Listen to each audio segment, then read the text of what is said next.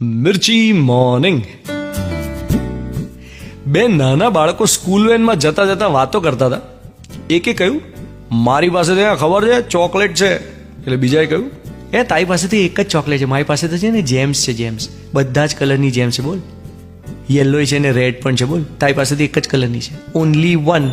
આપણે કેવા નાનપણથી પોઝેશન્સના પ્રેમી હોઈએ છે ને. દરેક બાળકને તમે ઘરગથ્થા રમતી વખતે જોજો, આ મારી ડોલ, આ મારું કિચન, આ મારું ઘર.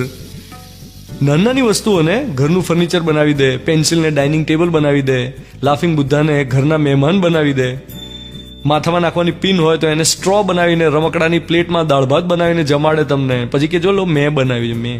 નાનપણથી આપણે પોઝેશન્સના પ્રેમમાં હોઈએ છીએ.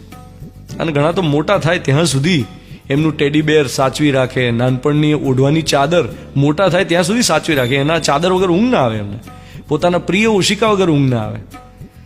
અમે લોકો છે ને મોસાળમાં જ્યારે વેકેશનમાં રહેવા જતા ને બધા કઝિન્સ ભેગા થયા હોય ને, તેમાં ઝઘડા કઈ બાબતે થાય ખબર છે?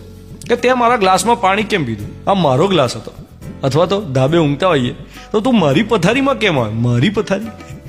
મોટા થઈને આ જ વૃત્તિ પાર્કિંગના ઝઘડા કરાવે છે. તમે અમારા ઝાંપા આગળ પાર્કિંગ કર્યું જ કેમ? અથવા તો તમારું ઝાડ અમારા આંગણામાં કચરો કરે છે, કચરો કોણ સાફ કરશે? આપણે સાવ ફેંકી દેવા જેવી વાતોમાં નથી ઝઘડતા. વિચાર્યું જ કદી? આની પાછળનું કારણ શું? પોઝેશન્સનો પ્રેમ.